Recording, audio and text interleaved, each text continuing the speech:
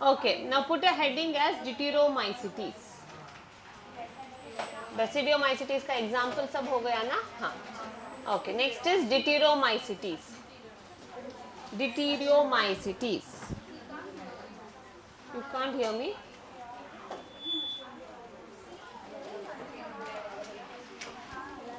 Am I audible now? Fine. Okay, now put a heading as Deuteromycetes.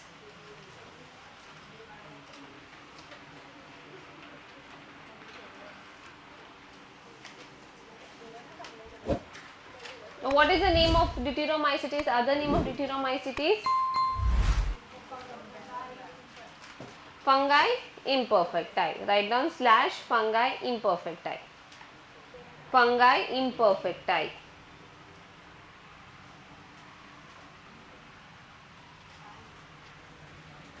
Okay तो मैंने last class में आपको बताया था कि अगर आपको फंगाई का सेक्सुअल स्टेज नहीं मिला, मतलब सेक्सुअल रिप्रोडक्शन कोई भी, अभी नया फंगाई आप लोगों ने फाइंड आउट किया and you didn't get the sexual stage of the fungi, मतलब सेक्सुअल रिप्रोडक्शन का प्रोसेस आपको देखने नहीं मिला है, लेकिन आपको नहीं मिला क्योंकि सेक्सुअल रिप्रोडक्शन होने के लिए क्या करना चाहिए? We have to create a unfavorable condition. Only when you create an unfavorable condition you can see sexual reproduction. So if you fail to identify sexual reproduction तो उस फंगाई को ब्लाइंडली आप डाल सकते हो कौन से ग्रुप में? Deuteromycetes. बाद में कोई और फाइंड आउट करेगा सेक्सुअल स्टेज और वो रेस्पेक्टिव क्लास में डालेगा. ठीक है, दिस इज Deuteromycetes. मतलब आपको पता नहीं है तो ये एक जंक जैसा है, जो पता नहीं है हम उधर डालकर डालेंगे. ओके हाँ, right down. It is a group where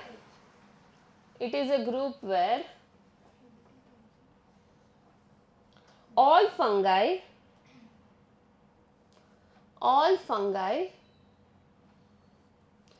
whose sexual stage is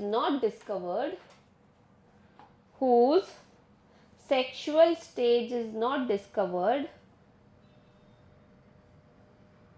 are placed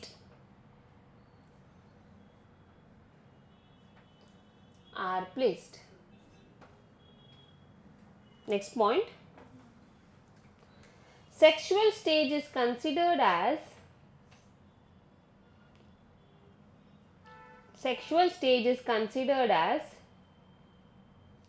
perfect stage.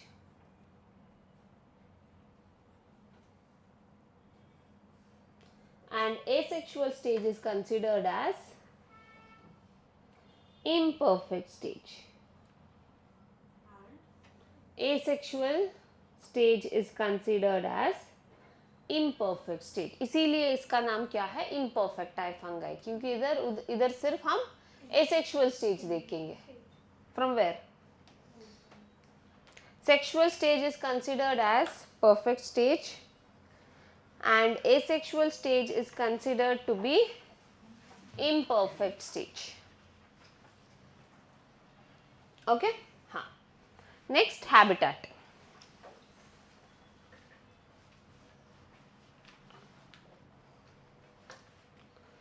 तो ये कहाँ मिलेगा? So this is purely saprophytic.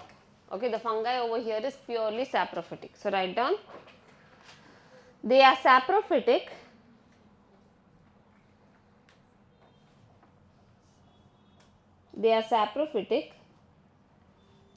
Hence found in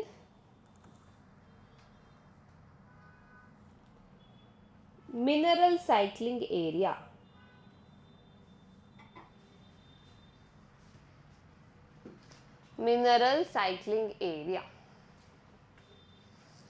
Next is structure. Structure आप ही बताओ क्लासिफिकेशन देकर उसका हाइफे कैसे होगा? एसेप्टेड होगा. देखो एक बार फ्लो चार्ट देख लो.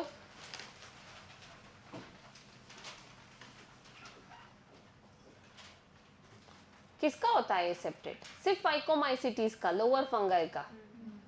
सेप्टेड को हमने 3 कैटेगरी में डिवाइड कर दिया ना. हाँ, तो इसके पास क्या होगा? सेप्टेट हाइफे होगा. So write down hyphae structure septate hyphae. Next लिखो reproduction, reproduction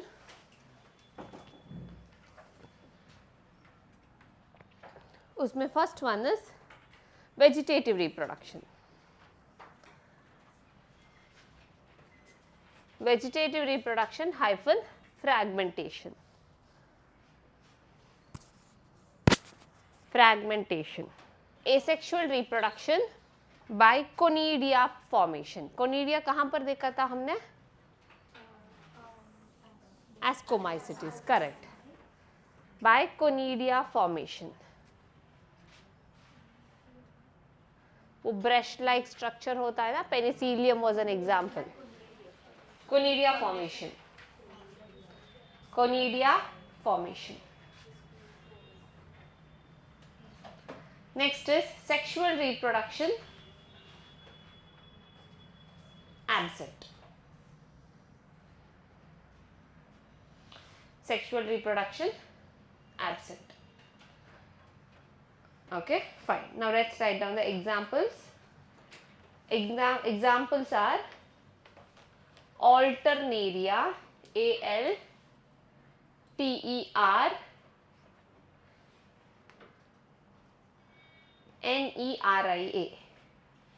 Alternaria, Trichoderma, Trichoderma, TRICHO derma. ये ट्राइकोडर्मा है ना, ये बहुत बायो फर्टिलाइजर जैसे यूज करते हैं। तो आपको पता है ऑर्गेनिक फार्मिंग में सब ना ये ट्राइकोडर्मा के स्पोर्स या इसके स्प्रेज बनते हैं जो इंसेक्टिसाइड या पेस्टिसाइड्स जैसे यूज करते हैं। Okay, this trichoderma is used over there. Next, हाँ, collatotrichum, COLLLETO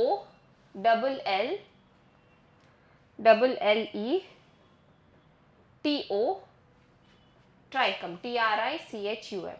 हाँ, सबने शुगर केन खाया है? पूरा शुगर केन, गन्ने की जूस के बारे में नहीं बोल रही, पूरा sugar cane. Have you all opened it and eaten? हाँ।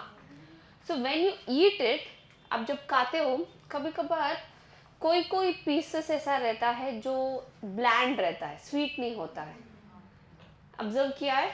स्वीट ही नहीं होता है, कुछ टेस्टी नहीं होता है कोई पीसेस में।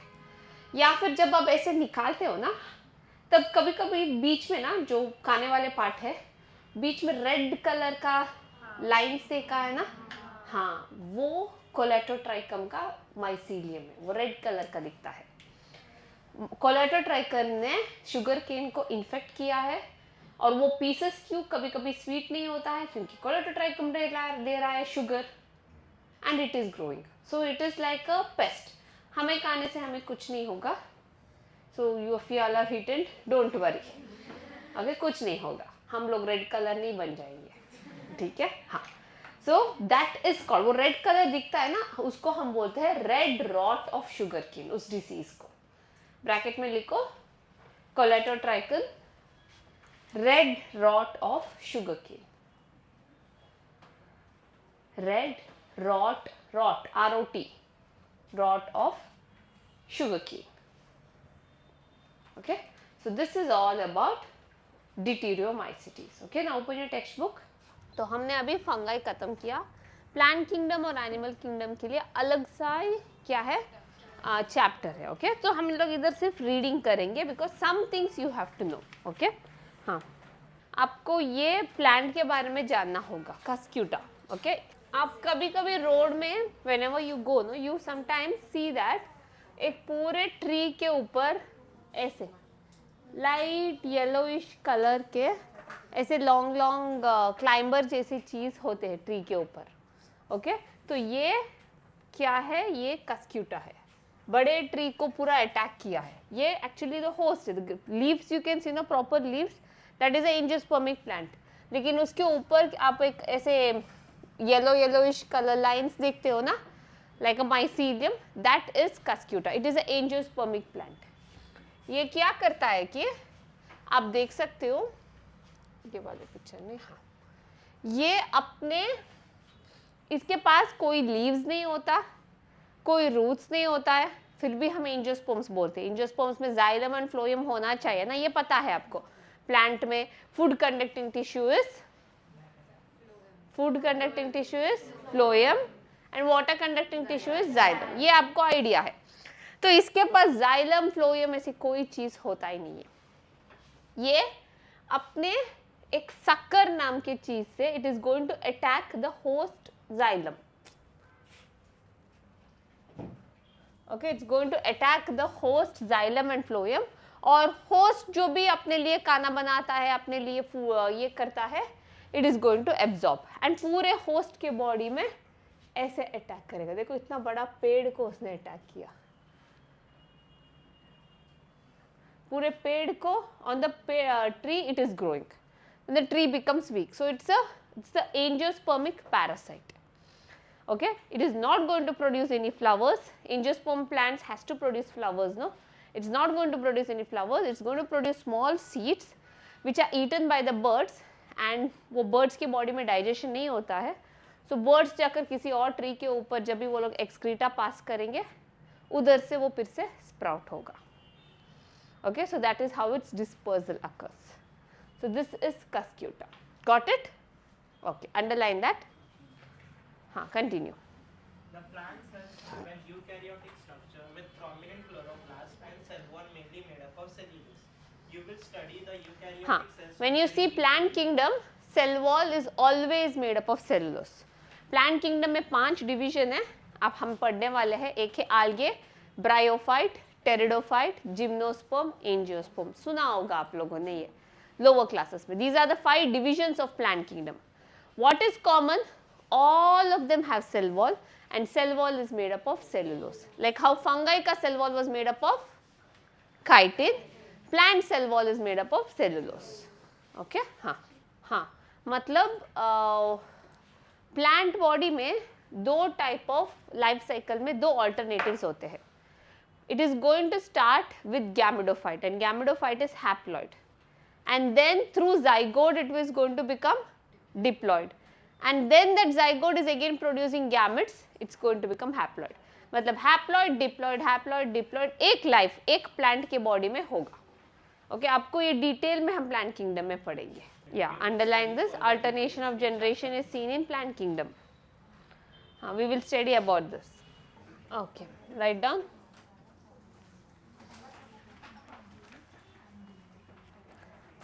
Now, why do you think virus is not placed in 5 kingdom classification?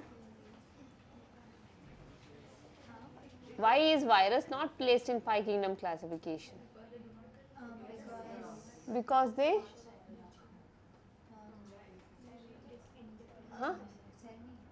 Cell नहीं है, करेक्ट, सेल नहीं है वहां पर, सेल ही नहीं है वायरस में.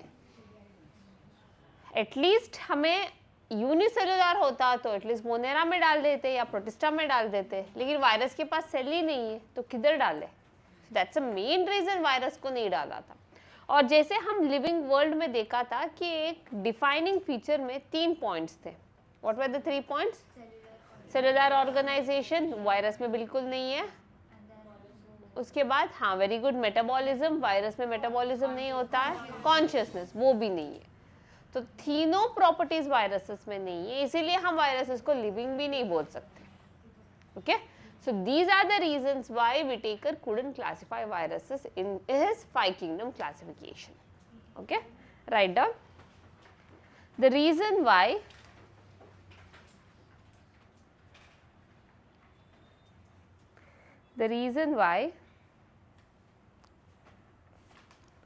virus is not placed in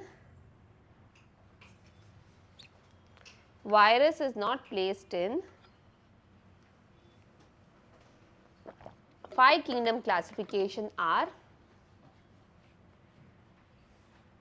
5 kingdom classification are, first point,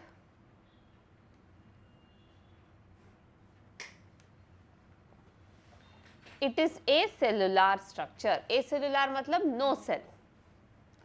It is acellular structure.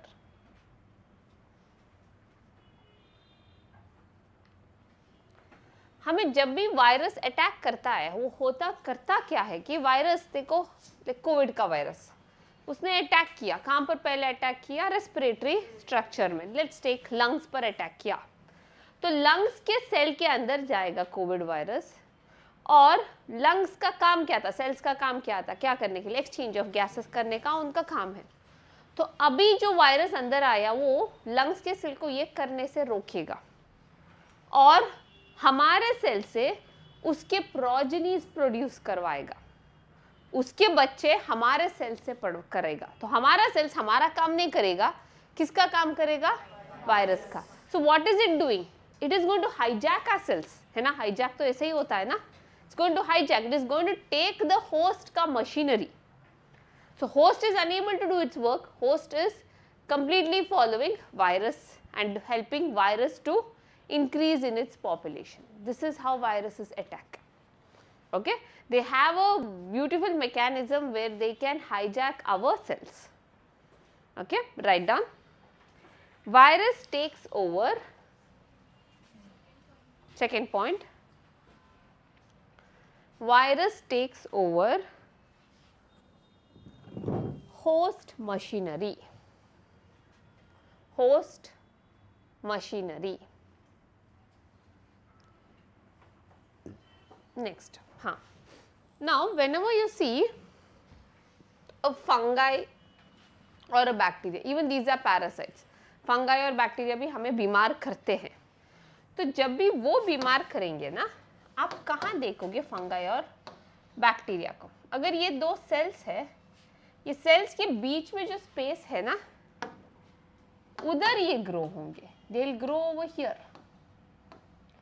So we call this as intercellular parasite. इसको क्या बोलते हैं? Intercellular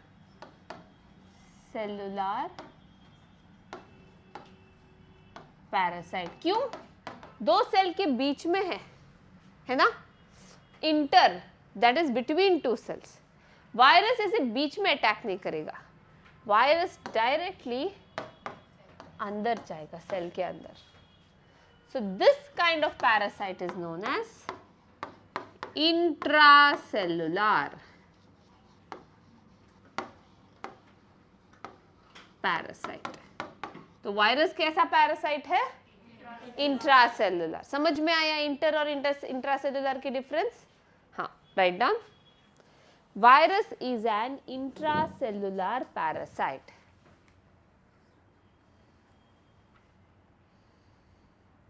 Virus is an intracellular parasite.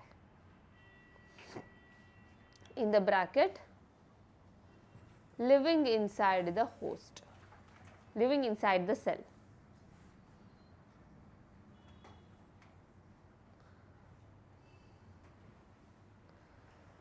अगर होस्ट नहीं है ना, वायरस इज नॉन लिविंग. अगर मुझे अभी वायरस का अटैक हुआ है, मैंने चीख मारा और ये वायरस इधर गिर गया on the table, it will be there in this table maybe for 15 or 20 days like that only, unless it gets a host. किसी ने यहाँ पर टच किया, then it goes to their body and then it multiplies. So virus is living only inside the host. It badly needs host. तो ऐसे parasite को हम बुला सकते हैं ऑब्लिगेट पैरासाइट. याद है ऑब्लिगेट का मतलब क्या बोला था मैंने? Compulsory. So it badly needs host. उसको होस्ट के होस्ट नहीं है तो virus is like non living. अगर होस्ट है तभी virus is living. Got it? Okay, write down. Virus always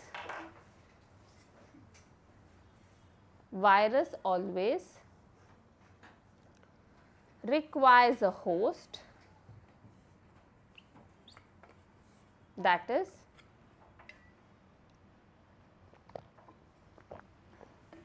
virus is an obligate parasite. It depends on virus. It depends on host cell for enzymes and ATP. for enzymes and ATP. Okay तो virus host cell पर क्या depend करता है? Host का enzymes. क्यों? Enzyme से क्या होगा? प्रोडक्शन होगा ना. So it's going to produce its progeny using host enzyme and ATP is a form of energy. So that's why virus doesn't do metabolism. जब मेटाबॉलिज्म करोगे तभी ATP रिलीज होगा, है ना. हम रेस्पिरेशन मतलब ब्रेक डाउन करते तभी ATP रिलीज होता है. वायरस तो ब्रेक डाउन करेगा ही नहीं.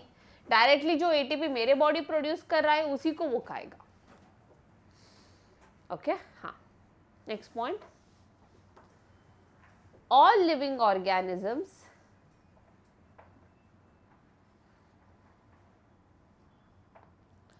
have genetic material as DNA.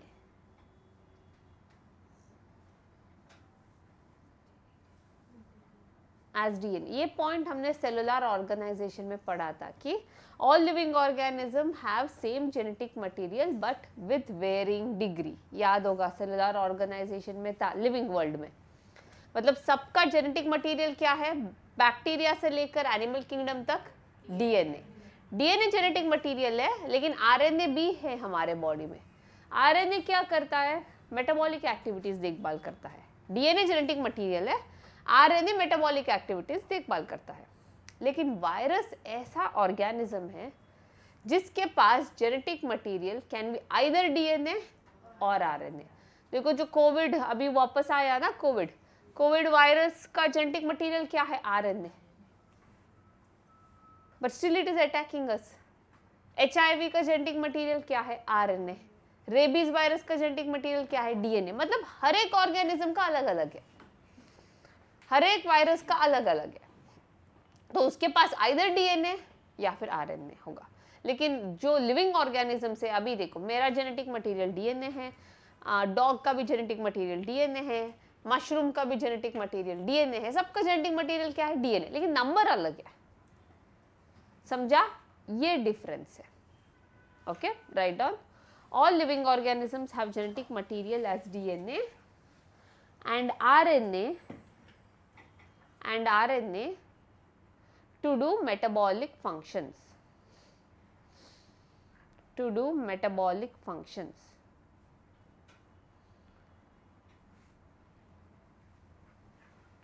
Whereas virus have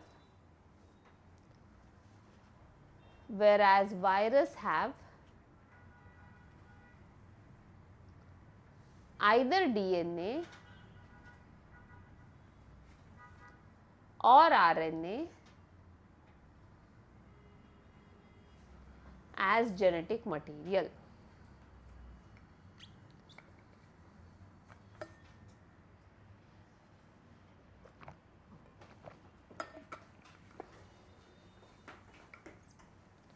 Okay. Next put the heading as discovery of virus. Okay. तो कोई आइडिया है किसने वायरस को डिस्कवर किया? ओके, वायरस का मतलब क्या है पता है? लैटिन लैंग्वेज में वायरस का मतलब है वेनम. वेनम पता है ना? हाँ. So it's poison. So venom और पॉइजनस फ्लूइड को ये लैटिन में बोलते हैं virus. Okay. So there was a scientist जिसका नाम था Dimitri Ivanovsky.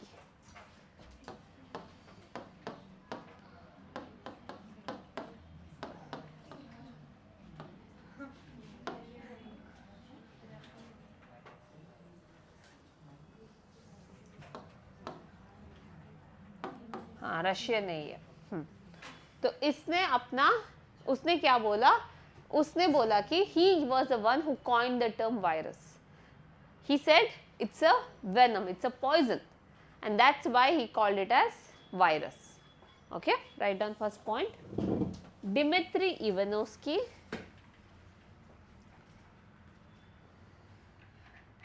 named virus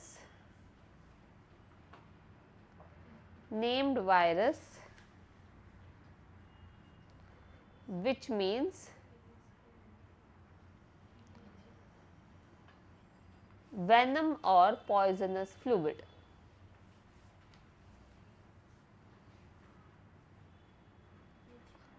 venom or poisonous fluid. So there is another scientist जिसका नाम है Bijernik. Okay, so what does Bijernik do is, इसने during 19th century they thought that the smallest organism is bacteria. Okay, उनको virus का idea नहीं था. Virus ना 1955 जैसे इलेक्ट्रॉन माइक्रोस्कोप आया ना, तब वायरस डिस्कवर हुआ. That time people could see virus. So before that जो भी माइक्रोस्कोप से, लाइट माइक्रोस्कोप से आप कॉलेज में यूज करते हो, उसमें वायरस नहीं देखने को नहीं मिलेगा. We need a good electronic microscope, high resolution microscopes we require.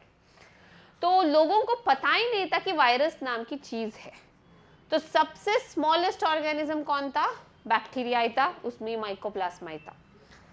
तो बिजर्निक नाम के साइंटिस्ट ने क्या किया था कि उसने एक डिसीज देखा था टोबैको प्लांट में.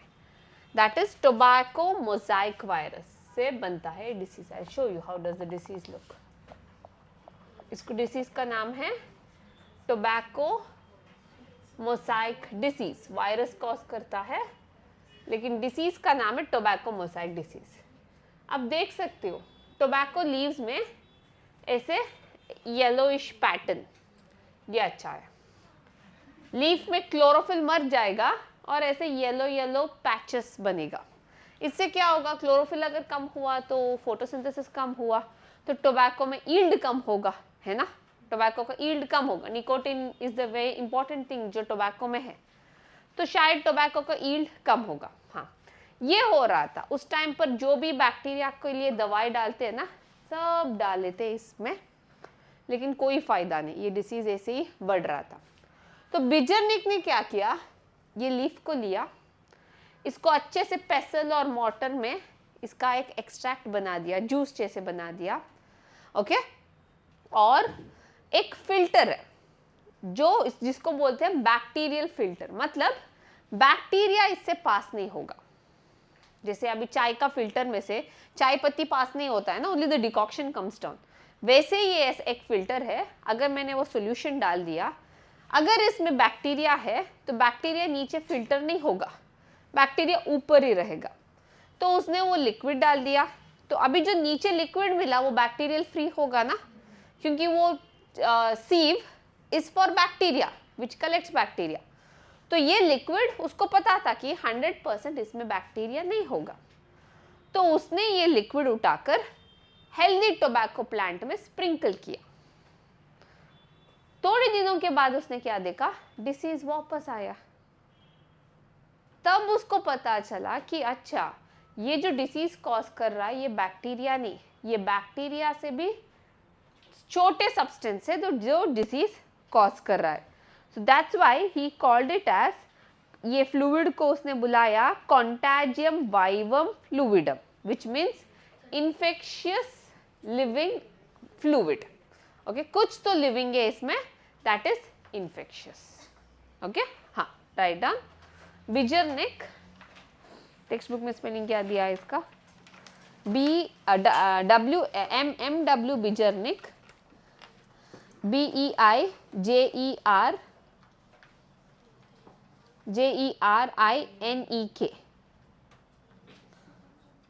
M.W. Bijernik in the year 1898.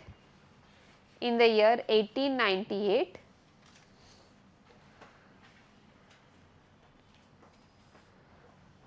demonstrated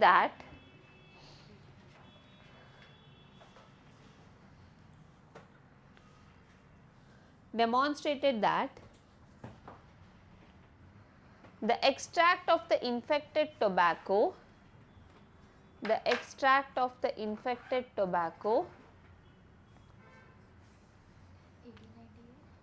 demonstrated that the extract of the infected tobacco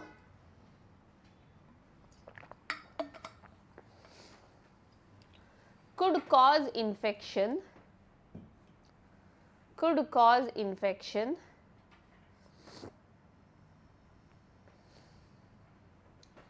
to the healthy plants could cause infection to the healthy plants and called the fluid as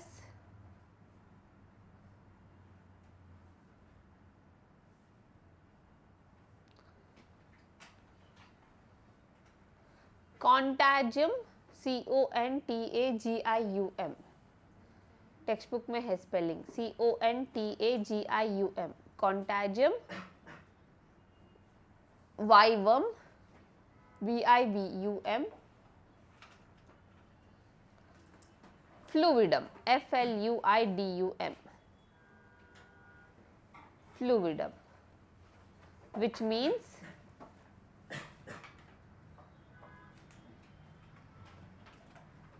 infectious living fluid, infectious living fluid.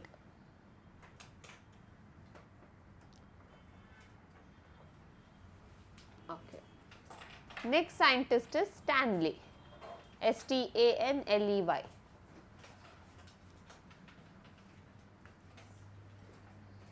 Stanley in 1935, तो उसने क्या किया कि viruses को crystal में convert किया. जैसे sugar के क्रिस्टल्स आते हैं ना, sugar is in the form of crystals, no. So he made viruses into crystal form and he told that viruses are made up of proteins. Okay, he told viruses की outer covering is made up of protein. Stanley in 1935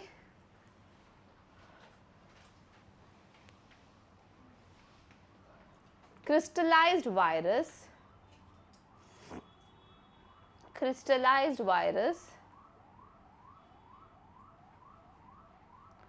and said that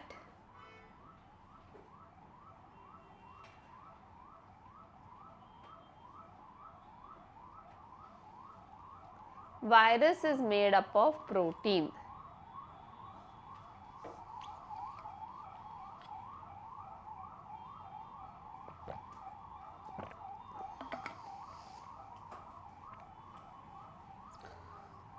Okay. Next, put a heading as structure of virus.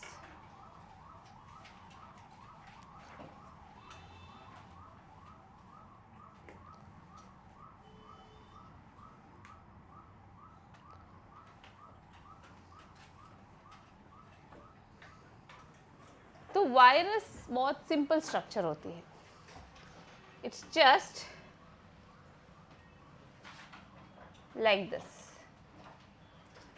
एक covering होता है which is called as capsid. और capsid बना किससे? Capsid बना है protein से. ओके, इसी कैप्सिड के मोनोमर्स को बोलते हैं, मोनोमर्स मतलब इंडिविजुअल यूनिट्स को, कैप्सोमियर. Capsomere make capsid. मतलब एक सिंगल यूनिट. जैसे देखो, starch is made up of what? Glucose. तो ग्लूकोज इज द मोनोमर. बहुत सारे ग्लूकोज मिलकर बन सकता है एक स्टार्च. वैसे ही बहुत सारे कैप्सोमियर्स मिलके बनता है कैप्सिड. इसके अंदर, वायरस के अंदर होगा जेनेटिक मटेरियल. इतना ही ये वायरस का structure. There is genetic material.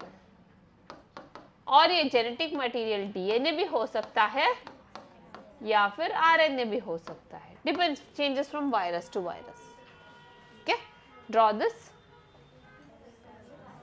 Okay, next point. Virus is called, उसी में लिखो, virus is called nucleoprotein. Virus is called nucleoprotein.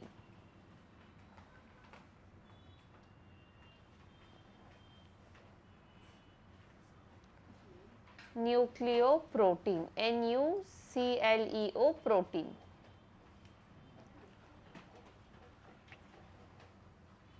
क्यों न्यूक्लियोप्रोटीन बुलाया? क्योंकि जेनेटिक मटेरियल डीएनए क्या है? डीएनए आरएनए क्या है? न्यूक्लिक एसिड्स ही बुलाते हैं ना.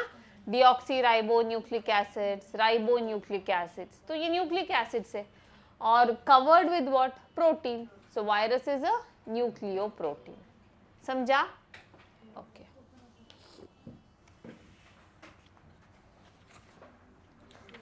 Fine. Next, put the heading as types of virus.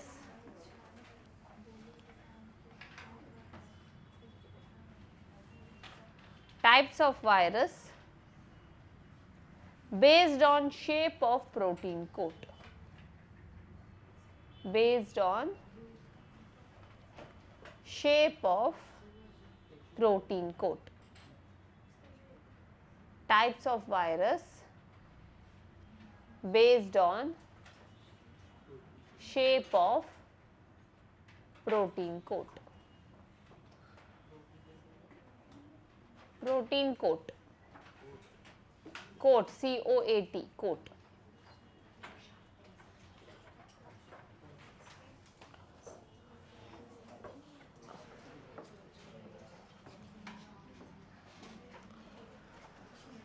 हाँ, हेडिंग है ये. तो अगर वायरस का शेप कुछ ऐसा है,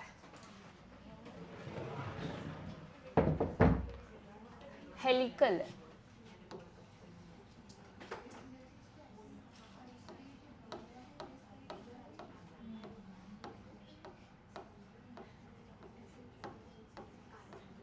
तो वायरस का प्रोटीन कोट है ये, एंड इसके अंदर रहेगा जेनेटिक मटेरियल. कुछ ऐसा है, देखो ये वाले स्ट्रक्चर जैसे, जैसे येलो येलो कलर का पूरा प्रोटीन है, और आप देख सकते हो अंदर से जेनेटिक मटेरियल आरएनए बाहर आ रहा है. ऐसे वायरस को हम बोलेंगे हेलिकल वायरस.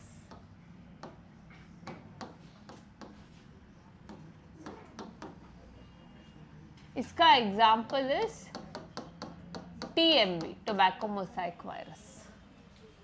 ओके, हाँ. Next is we see that virus something like this, rhombus shaped, और इसके अंदर होगा जेनेटिक मटेरियल. ये प्रोटीन का शेप है, तो इसको बोलेंगे हम polyhedral virus. Example for this is, जो भी सर्दी आती है ना हमें common cold, that is caused by adeno virus.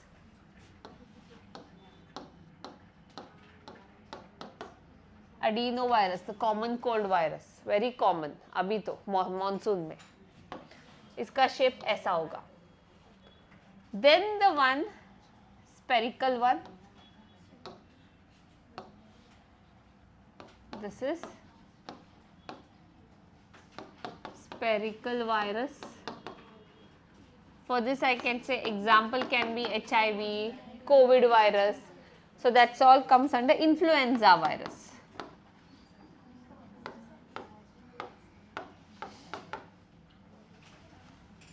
Okay.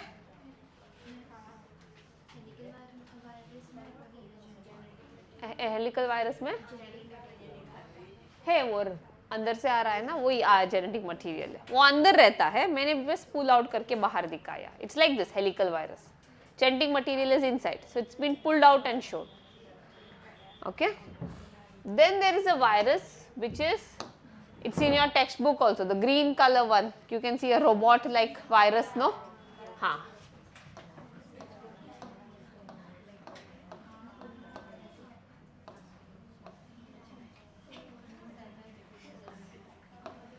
कुछ ऐसा दिखता है with genetic material over here.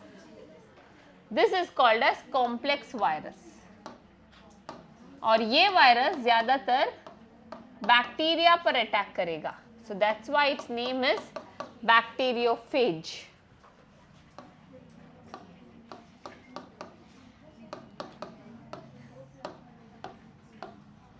Okay? हाँ, draw this.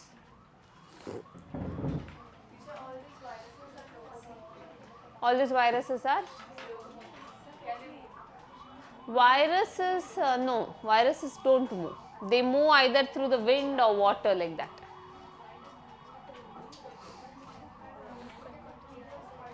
हाँ हाँ बस बस ड्रॉ करो. क्या बातें चल रही तुम दोनों के बीच में? हाँ क्या हुआ वायरस को? तूने कोई वायरस देखा? कोविड का वायरस ऐसे दिखाया था. नहीं, कोविड का वायरस सर्कुलर होता है, उसके ऊपर पेग्स है, वो हमें अटैक करने के लिए. हाँ, सर्कल के ऊपर ऐसे पेग्स रहता है ना. सच में वैसा था कि वो जस्ट एनिमेट किया. नहीं नहीं, ऐसा ही था कोविड का वायरस, एनिमेटेड नहीं है. जो भी आपने देखा होगा ना न्यूज़पेपर में आता था वैसे इसका वही शेप है, इसीलिए उसका नाम कोरोना है. कोरोना का मतलब क्या है? Looks like a crown. Okay हाँ बस बस हो गया ब्रेक. बस अभी फोकस करो. Okay, right down types of virus based on genetic material. Types of virus based on genetic material. अभी कितने type of genetic material virus में होगा? दो. कौन से? डीएनए, डीएनए एंड और डीएनए और हाँ डीएनए और आरएनए. हाँ, types of virus based on genetic material. Okay, so इसके लिए हम एक टेबल बनाएंगे. We have to study some viruses. अभी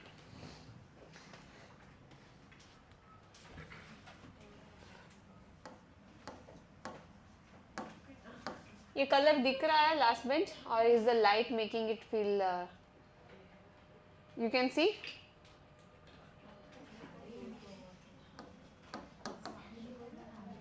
DNA virus,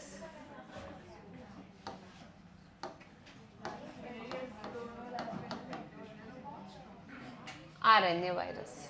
ओके, हाँ अभी देखो, जेनेटिक मटेरियल भी दो टाइप के होते हैं. डीएनए या फिर आरएनए आपको पता है ये हेलिकल होते हैं. ओके, एंड आपको पता है हमेशा जब डीएनए दिखाते हैं हम ऐसे like this we show, right? So यहाँ पर देखो कितने स्ट्रैंड्स है? दो स्ट्रैंड्स. तो ऐसे डीएनए या फिर ऐसे आरएनए को हम बोलते हैं डबल स्ट्रैंडेड. अगर ये इसमें डीएनए है, डीएनए और इट कैन बी आरएनए. कभी कभार जेनेटिक मटेरियल वायरसेस में बस ऐसे एक ही स्ट्रैंड का होता है, तो इसको हम बोलेंगे सिंगल स्ट्रैंड. अभी समझ में आएगा what is double stranded and DNA and single stranded. अगर दो स्ट्रैंड्स है तो उसको डबल स्ट्रैंडेड डीएनए या फिर आरएनए. अगर एक स्ट्रैंड है तो सिंगल स्ट्रैंडेड डीएनए या आरएनए. वायरसेस में हमें दोनों मिलेगा. So we will see double stranded DNA, single stranded. First we'll write for DNA.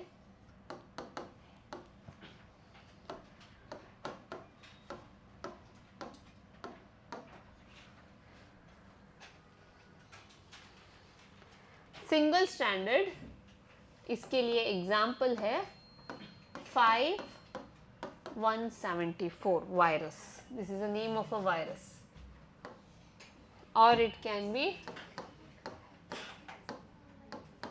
double stranded DNA virus. That can be herpes. You must have heard about this herpes virus. Okay, it's a sexually transmitted disease.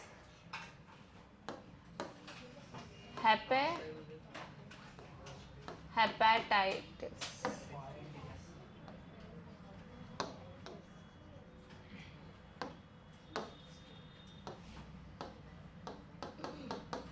This is a liver का disease. Next, lambda phage. ये bacteria को cause करता है disease. And then bacteria का नाम है, मतलब ऐसा कोई नहीं है. Bacteria is always named with Greek terms. Bacteriophage. Okay, तो आरएनए वायरस को हम दो कैटेगरीज में डिवाइड करेंगे, वो भी single stranded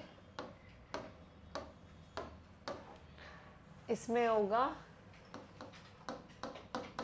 HIV,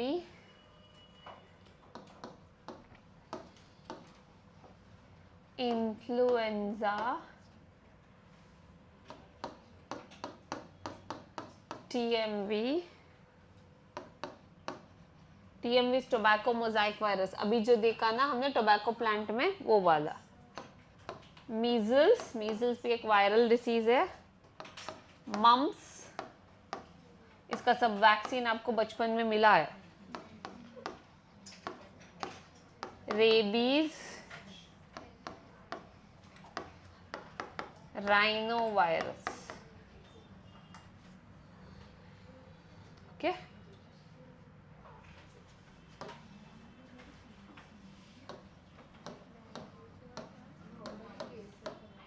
next is double stranded के लिए रियो वायरस,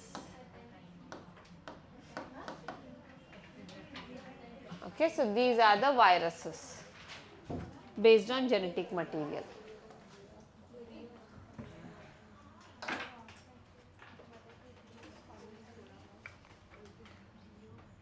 हाँ, देखो अभी प्लांट्स को जो वायरस अटैक करते हैं ना, जो वायरस प्लांट को अटैक करता है, they are most of the time it is ssRNA. So the plants are always attacked by single stranded RNA viruses. जो भी वायरस बैक्टीरिया को अटैक करता है वो ज्यादातर डबल स्ट्रैंडेड DNA वायरस होते हैं, और एनिमल्स को सब वायरस अटैक करेगा। Animals are suspended for all viruses, इसीलिए हमें सारे वायरस की डिसीजेस आते हैं। ओके, वी आर ससेप्टेबल, हमारे पास वो इम्यूनिटी नहीं है। Okay, write down. Viruses that attack plant are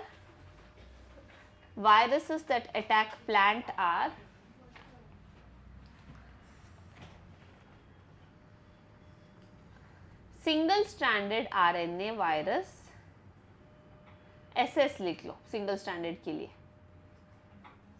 single stranded RNA virus,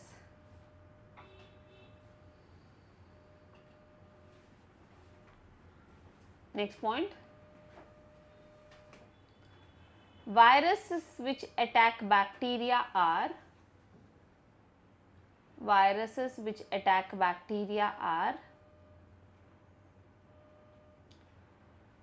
double stranded DNA virus,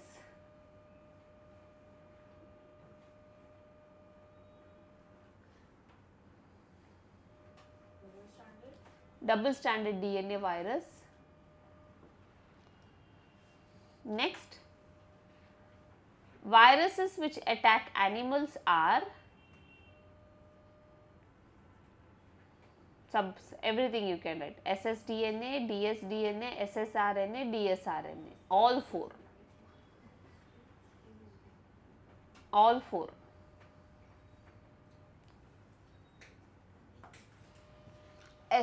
ssDNA, SS मतलब single stranded. The viruses which attack animals are, okay, now open your textbook. Okay, so these are the symptoms of viruses in plant. Okay, now we have to study another organism called viroids. Okay, now put a heading as viroids, VIROIDS. अभी देखो, मुझे एक बताओ virus का structure कैसे था? हाँ, ए cellular था। दिखने में कैसा था? आपने ड्रॉ किया ना? एक प्रोटीन कोट था, उसके अंदर जेनेटिक मटेरियल था, और जेनेटिक मटेरियल डीएनए भी हो सकता है, आरएनए भी हो सकता है। अभी हम एक आरएनए वायरस लेंगे। आरएनए वायरस में जेनेटिक मटेरियल क्या होगा? आरएनए होगा, और एक प्रोटीन कोट होगा। ओके, अब imagine I have RNA virus. RNA virus का प्रोटीन कोट निकालेंगे, बचा क्या? आरएनए, जेनेटिक मटेरियल, वही है viroids. So viroids is nothing but RNA. RNA is causing disease. So is it living or non-living? It is just like virus. Again it is acellular. Again it is not showing any metabolism. Again it is not showing any consciousness. So we don't know where to place. It's just genetic material. It is causing a disease. Okay? हाँ. And जो भी viroids का disease देखते हैं ना, वो हम plants में देखते हैं. Most of the viroids cause disease to the plants. Okay. हाँ. So if they ask you which is the smallest structure, I can say viroids, है ना, because the protein coat is not there, only genetic material is there. So smallest is viroids, then comes viruses. Okay, write down TO diner, TO diner, DIENER, DIENER. In the year 1971, found an infectious material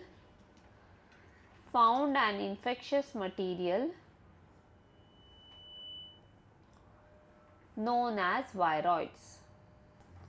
Okay, next point. It is a single stranded RNA. It is a single stranded RNA with low molecular weight,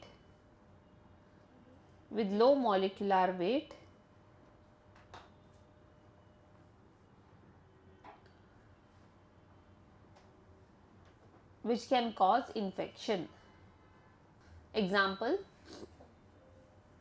potato spindle tubular disease, potato spindle tubular disease caused by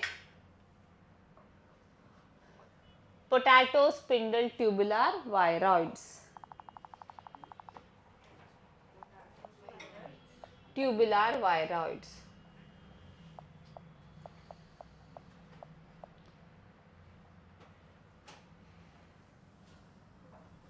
So this is how the potato shape changes.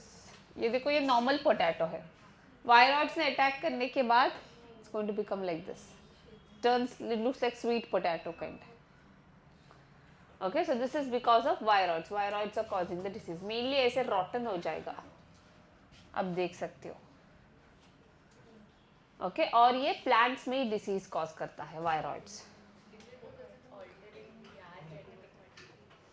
Altering, या it is altering its genetic material, it's attacking it. Okay, हाँ. Next is prions. Viroids हो गया. Next is prions. सुना है इस organism के बारे में? नहीं ना. देखो, हम बोलते हैं ना प्रोटीन बहुत इंपॉर्टेंट है डाइट में, प्रोटीन सबसे इंपॉर्टेंट है. अभी तो ये एक पूरा यही हो गया कि this is a cult where people avoid carbs and eat protein, है ना. सो protein is very important, it's an essential for every living organism. कहीं सुना है प्रोटीन डिसीज कॉज करता है? That is prions. प्रियॉन्स में कोई जेनेटिक मटीरियल नहीं है, वो सिर्फ एक प्रोटीन है, अ मिसफोल्डेड प्रोटीन.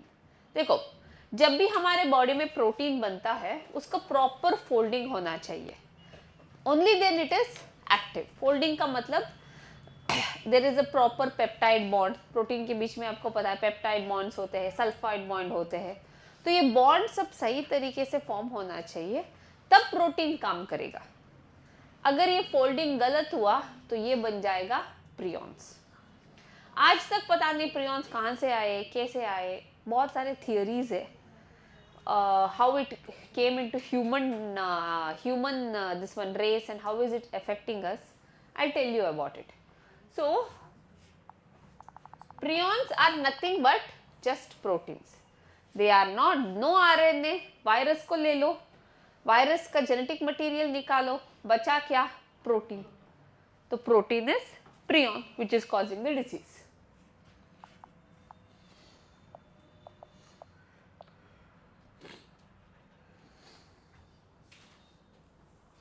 बस ऐसे प्रोटीन वाले स्ट्रक्चर्स है. Okay, and that mainly attacks our brain. Okay, मैं आपको बहुत सारे थियरीज है, I tell you one of the theory. ये कैसे आया था कि ये एक्चुअली एनिमल्स में बहुत कॉमन था, मिसफोल्डेड प्रोटीन.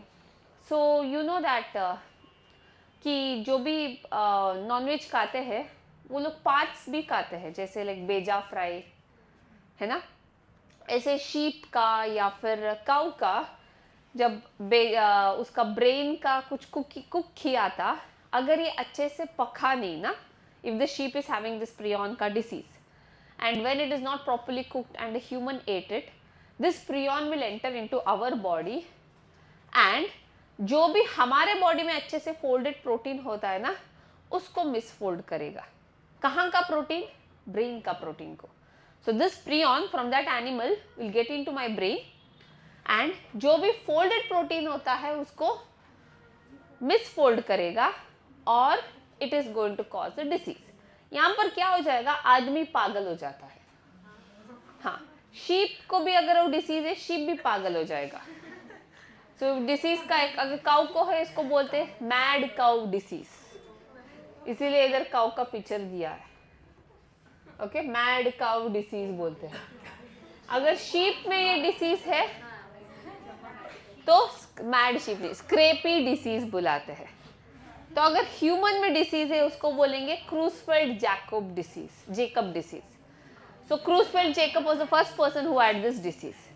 बाकी लोगों का एक ये थियरी है, हाँ, बट दे से दैट ये जो फोल्डिंग, प्रोटीन फोल्डिंग है ना, जितना परफेक्टली हमारे बॉडी में होता है, because we are highly evolved, those animals are not properly evolved. So that's why this misfolding happens in their body. This is like 19-20 का फर्क के वजह से उनको डिसीज होता है and we eat it and हमारे बॉडी में भी ये कंटिन्यू होता है. नहीं, कोई वीडियो नहीं है. Vale, extienda los brazos, Jesús. Ambos brazos.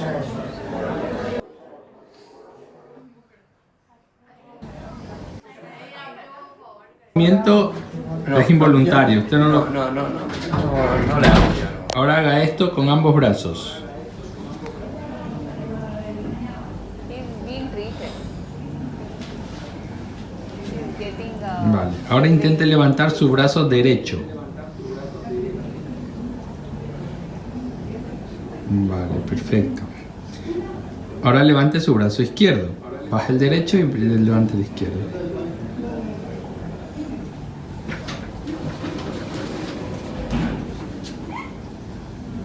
¿El temblor o el movimiento desaparece cuando usted sujeta con el...? Sí. Vale, perfecto. Con la punta del dedo del brazo derecho, tóquese la punta de la nariz.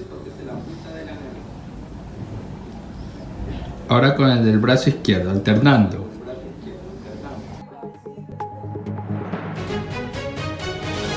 There was a nice TED talk. Welcome to the regarding latest this update disease. program. You The can watch topic that. of discussion is what is mad cow disease. Brazil will halt beef export to Yeah, China yes, after paper. eyes. Mad cow disease in this country. Today, the Department of Agriculture confirmed a new case. Isolated case, not the start of an epidemic. Supply. Everyone still remembers the devastating outbreak of mad cow disease in Britain during the 90s. 150 people died after the first case of mad cow disease was confirmed in this country in 2003. Dozens of countries banned U.S. beef. Shipments dropped more than 80%. China still bans U.S. beef imports. Today, the USDA insisted this fourth confirmed case occurred at a rendering plant for products other than food. This particular animal did that. But the USDA currently tests only 40,000 cows a year of the millions that are slaughtered. USDA has not completed their investigation. So if you eat too many, हाँ, वो देखा ना अभी, मतलब उसको control नहीं है between its low legs and hands में कंट्रोल नहीं है, मोटार डिसफंक्शन हो रहा है, तो इसके वजह से. ओके, सो इसका बहुत सारे थियरीज है. एक, अगर हमने ये एनिमल्स को खा लिया जिनको डिसीज है and if we eat it uncooked properly, जैसे देखा आप देख सकते हो कि हॉट डॉग सॉसेजेस में it's not properly cooked, half cooked होते हैं. हाँ हाँ हाँ, तो ये सब आप जब खाते हो तो क्या हो जाएगा, that prions will enter into our body, और हमारे बॉडी में भी जो भी सही है प्रियॉन्स उसको क्या करेगा, मिसफोल्ड करेगा, एंड देन हमें भी सेम सिम्टम्स देखने को मिलेगा. ठीक है, you could see that human और काउ में कोई डिफरेंस नहीं था. Even that patient had difficult in lifting his arms. Same thing is happening with the cow. Okay, हाँ, right down prions. various neurological diseases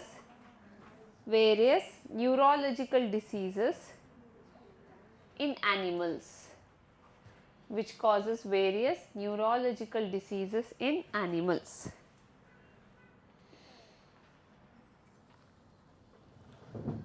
Next point, there is no genetic material.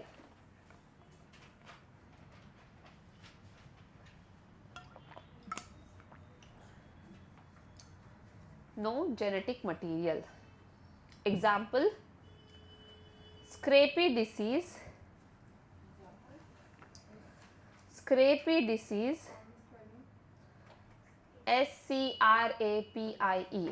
scrapie disease in sheep.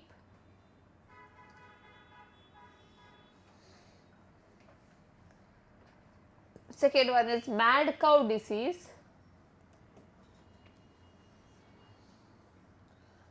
in cattle.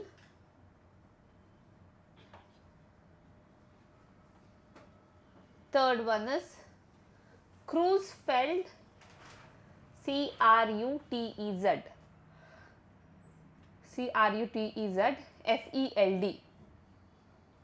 Jacob disease in human. मतलब same prion अलग अलग organism ही है. हाँ, cow के लिए is there any space to write? in cow the mad cow disease is also known as bovine spongiform encephalopathy. मतलब brain sponge जैसे होगा. bovine काउ में bovine spongiform encephalopathy, PATHY, bovine spongiform encephalopathy. पूरा brain sponge जैसे होने वाला है.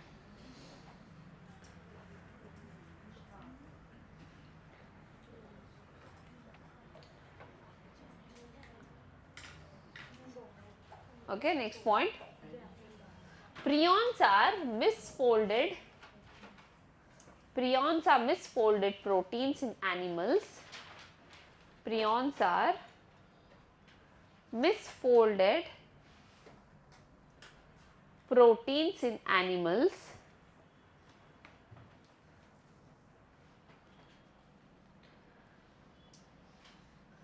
which cause misfolding of other proteins in animals. मतलब अगर मैंने वो मिसफोल्डेड प्रोटीन का आया, it will go to my brain and जो भी प्रॉपरली फोल्डेड प्रोटीन है उसको मिसफोल्डिंग करेगा, and they are also becoming prions now. Okay, misfolding of other proteins. Okay, so this is about prions. Next, what we have to study is lichen. Now put a heading as lichen. So you know what lichen is. Lichen is formed by the association of algae and fungi. Algae and fungi साथ में मिलाकर lichen में group किया है. क्यों Whittaker couldn't classify? क्योंकि algae आता है प्लांट किंगडम में, fungi आता है fungi के किंगडम में, तो lichen को कहाँ डालो? इसीलिए Whittaker couldn't classify in his 5 kingdom classification. Okay, write down lichen. It is a symbiotic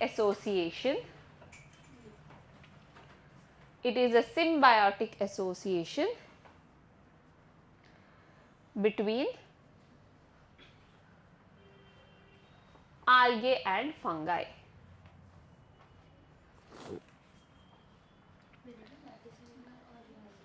Huh? Which one? Algae? I'll tell you. Huh?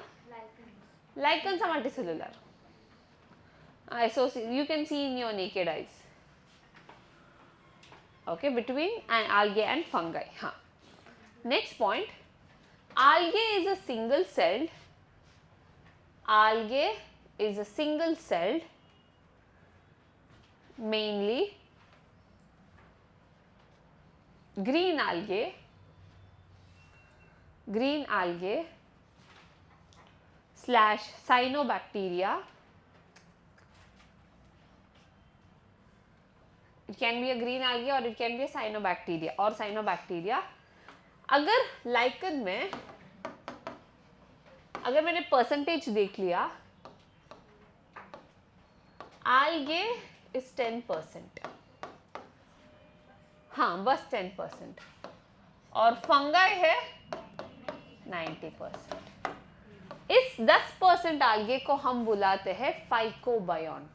We call it as phycobiont. Okay, write down. Algae is 10% of lichen.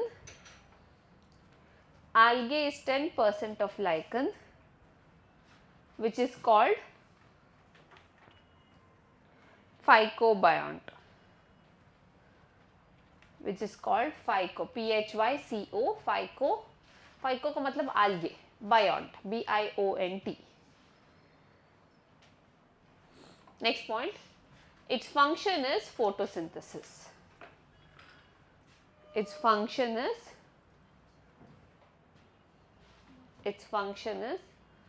photosynthesis. Next fungi के बारे में लिखेंगे. Fungi is multicellular. Fungi is multicellular. पता है mainly कौन सा fungi होगा lichen में? The fungi belonging to the class Ascomycetes. They are present in lichen. You know what are the characteristics of Ascomycetes? Septate hyphae होते हैं. Okay, हाँ, write down. They mainly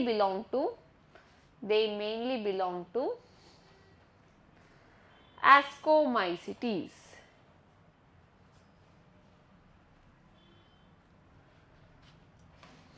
Ascomycetes. Next point. Fungi makes 10% of lichen. 90% of lichen. Fungi makes 90% of lichen,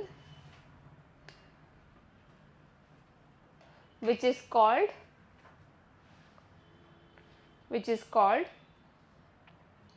mycobiont. Mycobiont. Next point. Their function is to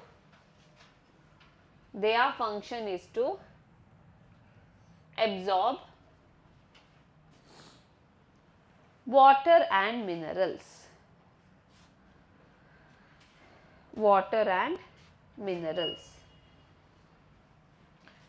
Okay. Next, put the heading as role of lichen. Role of lichen.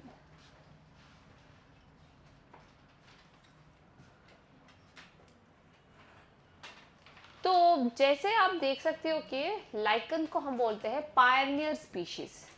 Y do we call it as pioneer? Pioneer मतलब first species. अगर आप कहीं पर भी अभी देख सकते हो, कभी कभी कोई जगह पर हिल्स और रॉक्स रहते हैं, एंड यू नो दैट यही रॉक्स बाद में वेदरिंग हुआ था उनके बीच में, उनमें उसी रॉक से बना था सॉइल, और सॉइल से ही प्लांट्स आया था. This is called how the plant succession came into origin. Okay? ये rocks को पहले तोड़ने के लिए कौन से species पहले वहाँ गए थे ये कि वो है lichen. So पहले वर्ल्ड में जैसे आपको अगर मैंने बोला लावा था, लावा everywhere there was volcanoes, and later this lava cooled and they only turned into rocks. This you know. Now rocks to soil का ये जो सफ़र है ना, उसमें lichens play a very important role. You see that lichens will be growing on the rocks, and lichens will produce some chemicals which causes weathering of rocks. What is weathering of rocks? Breaking of rocks. So rocks will break into smaller fragments and this is nothing but soil. और इसमें आएगा next species that is bryophytes, mosses, ये जो इसके ऊपर wall के ऊपर grow करते हैं ना वो. अभी वो मॉसेस भी क्या करेगा और थोड़ा सा सॉइल बनाएगा. इससे नेक्स्ट आएगा टेरिडोफाइट्स, फर्न्स. फर्न्स के बाद आएगा एंजियोस्पर्म्स, छोटे छोटे पौधे आएंगे, उसके बाद बड़े बड़े पौधे आएंगे. ऐसे वो पूरा हिल क्या बन जाएगा, turns into a fertile land. तो ये पूरा this is how the plant succession had happened. Okay, आप देख सकते हो. I think there is a can show you, ये एवोल्यूशन में आता है.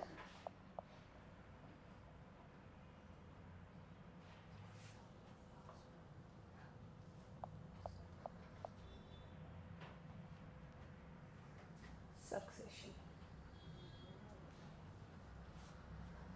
जब आप ये इमेज देखते हो, सो बेयर रॉक्स, यहाँ पर बड़े बड़े रॉक्स है, turn into a small patches because of lichens. So we called, कोई भी एक लैंड को देखो ऐसे दिखते हैं लाइकन्स रॉक के ऊपर, तो वो क्या करते, कुछ केमिकल प्रोड्यूस करके they make the starting soil. Okay, ऐसे रॉक्स के ऊपर यू विल सी. ओके, देखा होगा if you go for any trekking, no, कोई रॉकी प्लेसेस में you will see this patches and this is nothing but it is lichen. So यहाँ से यहाँ तक आने के लिए स्टार्ट किया था लाइकन ने. मतलब सॉइल बनना चाहिए ना बड़े प्लांट्स को ग्रो करने के लिए. This was done by lichen. So we call them as pioneer species. समझा? Did you all understand? Did you get it? Okay, right down. Lichens are pioneers, Pioneers. Lichens are pioneers in plant succession. Pioneers in plant succession. Okay.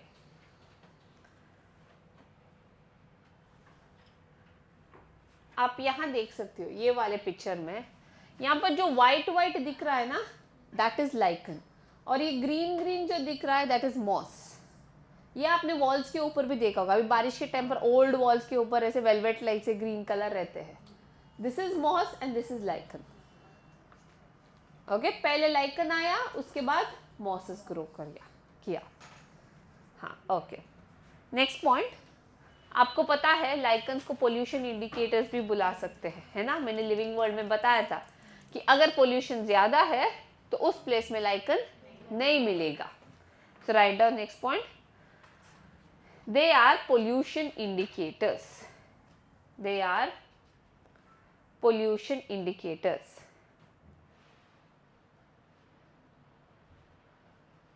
In the bracket, disappears at sulfur dioxide pollution.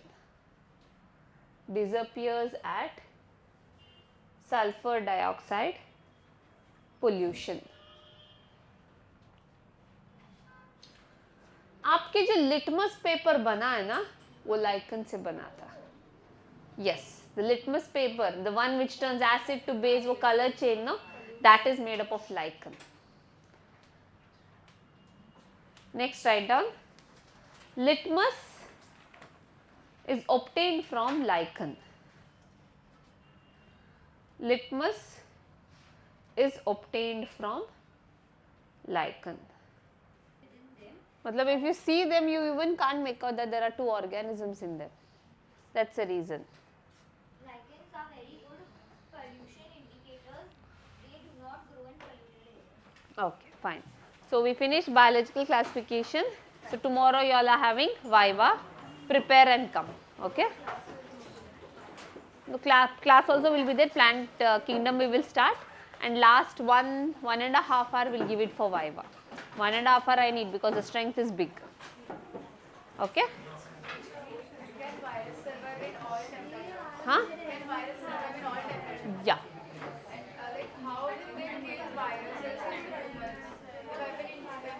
We, through medicines we cannot kill. It is our antibodies which kill.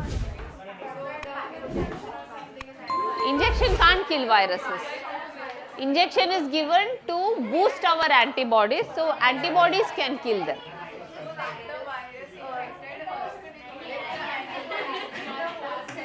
No, what happens is whenever virus, it's an intracellular parasite. So whenever a virus infects, antibodies go and attack that whole cell. Because viruses सबसे छोटे हैं, तो उसको वो antibiotic पकड़ नहीं सकता, तो पूरे सेल को ही मारेगा. हाँ, हमारा पूरा cell with virus is dead. इससे क्या हो जाएगा? प्रिवेंट हो जाएगा फ्रॉम स्प्रेडिंग.